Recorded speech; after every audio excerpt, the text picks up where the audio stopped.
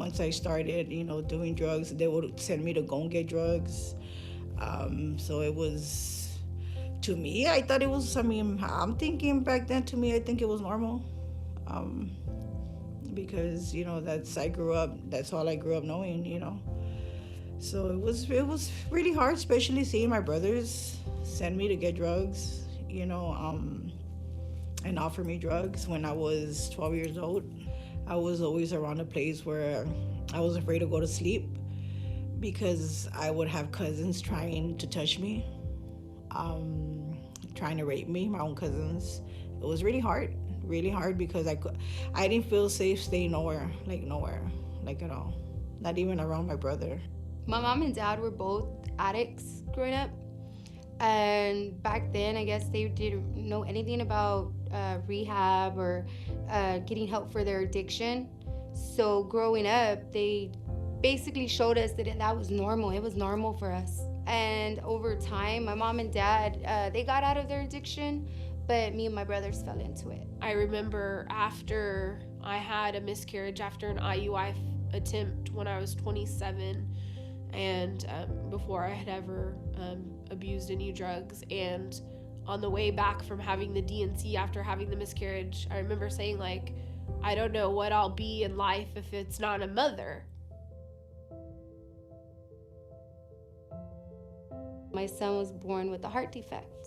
So the doctor said we need to do heart surgery. So I agreed. My baby didn't make it. He ended up passing away on the table. And I didn't know how to deal with that.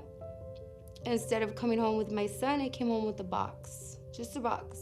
And I feel that the nurses there could have provided more information, whether it was someone to talk to, something. Even if they would have just called to do a follow-up to see how I was doing, I think things would have been different. But I didn't know how to cope, and there was no coping skills, so I turned to drugs to cope. And it was the worst idea I ever made. They were to be more open, and let them know that there's help out there, for them not to feel, guilty of anything that's, they've done. That no matter what they're going through, that staying clean it's possible. They're reaching out, and just, I think by being more open about addiction to them, I think it would help. I would have asked for so much help, just as long as they wouldn't take them away from me. Because I didn't know there was rehabs. I didn't know there was places where I didn't know about any meetings. I didn't know about none of that back then. I didn't know about the treatment centers, especially ones that, we could bring our kids to afterwards or anything. I didn't know that there was programs where you didn't have to pay. The only thing I knew was when I went to that treatment center in Waco, my mom's husband at the time had to write a check for $3,500 for me to go. And that's all I knew. Anytime I had ever made any phone calls to attempt to get help, it was always, okay, what's your insurance? Okay, there's no beds available right now.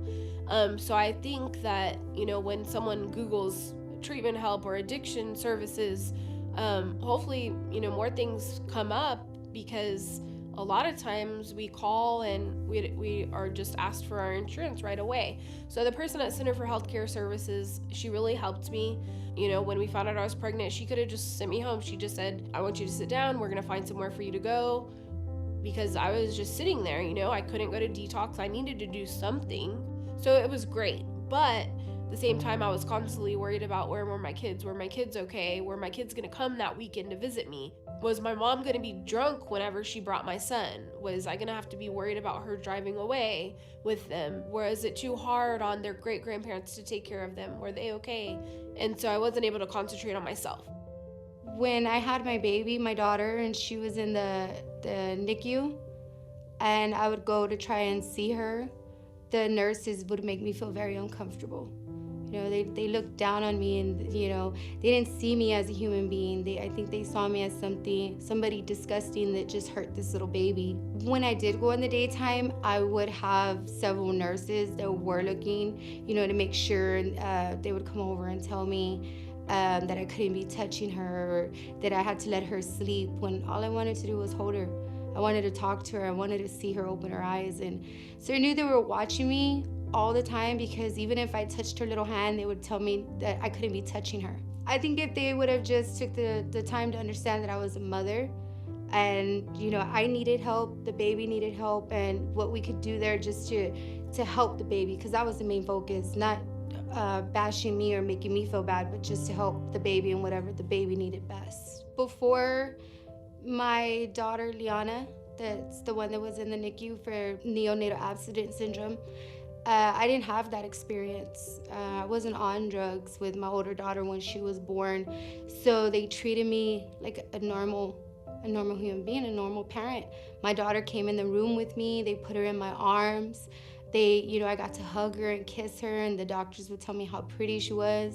But when I had Liana and I'm in this ICU with her, nobody came in and said, Mom, it's gonna be okay. And nobody came and allowed me to hold her, put her in my arms. They would tell me no, I couldn't touch her, when all I wanted to do was hug my daughter.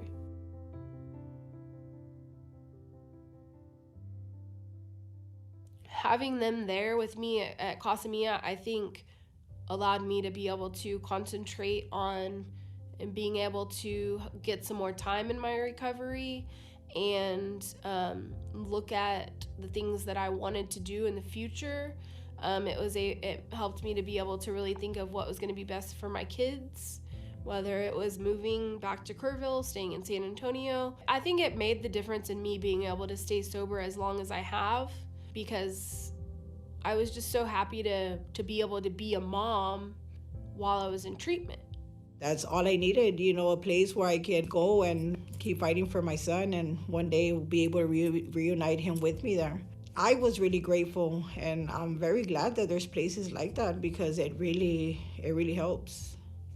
It really gives you that feeling of motivation to fight for your kids.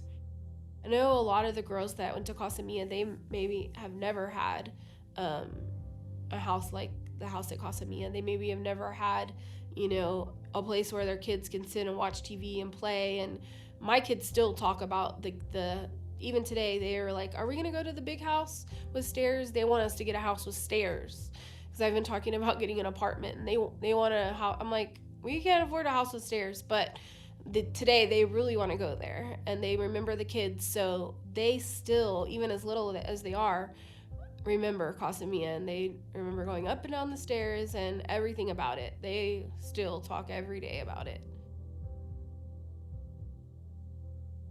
I went to Casa Mia. I learned so many coping skills, long-term friendships with the other moms and babies that are there, and I have a job that I get paid good.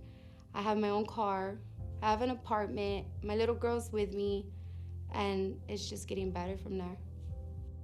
Mostly all the moms that were there in Casa Mia, I still talk to them, and was able to tell them, I was there before, just, stay strong, and, just whoever gives you advice, just take it, because, when I was, back there the same in your shoes right now, it was really hard. I didn't have no advice from anybody that had, experience, so it was a really, a good experience there at Casa Mia.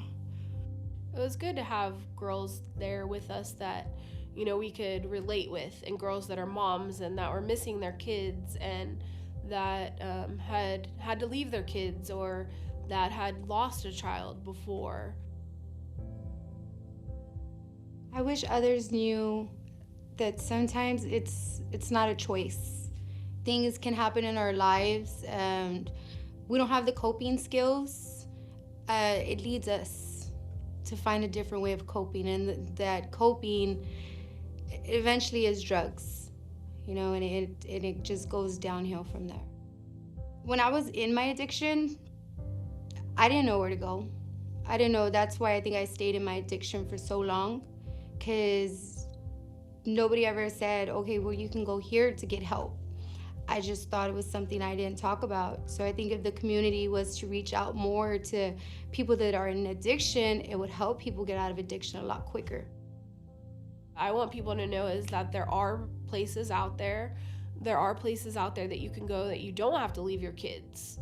Because I know, like me, it's like, I've been to jail. I've been to other through other programs, and I really didn't want to have to leave my kids again. So I think it's just important that people know that there are other places out there. Don't feel guilty for having to get yourself better.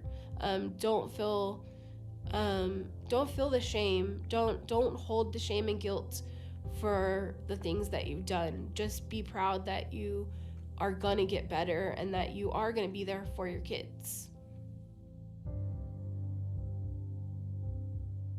This is the first time on my own like this, and it feels really good because right now I'm about to get my GED and then go off to college. Probably gonna be the first one in my entire family that ever goes to school. I see myself having a good job, being able to support my kids, and just being that mom that I always visioned myself being.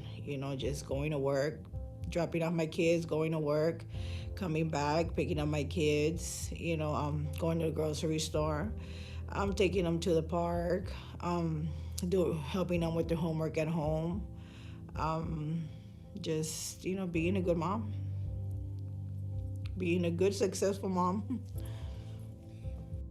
But I think really my story starts now because I hope that I'll never have to leave them again. We don't hope for relapse, but we know that if it happens, that we know what to do. I know who to reach out to if I start having those feelings that maybe I want to use. I know how to reach out to before I make those choices. Now I know so many different people that I can call. And so the future, I think, for Lincoln and Kennedy is to not have to lose a parent again. So that's my story from the past, but hopefully, this is where my story begins with my kids. She's my motivation. She is, to see that she was in a ICU hurting because of my poor choices I made in my life, and to know that today she won't hurt as long as I continue to make the right choices, as far as she won't hurt to have food on the table, or to know that she's loved or taken care of and that mommy's not going to go anywhere. She's my motivation to do better in life.